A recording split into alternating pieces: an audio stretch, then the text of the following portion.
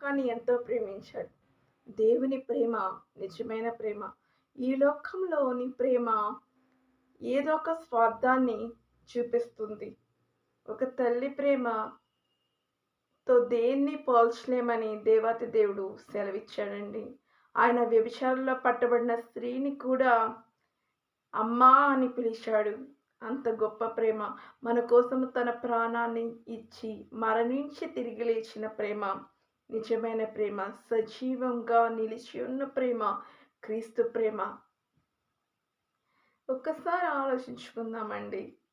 ఈ లోకంలో ఏది నిజమైన ప్రేమ అంటే దేవుని ప్రేమ.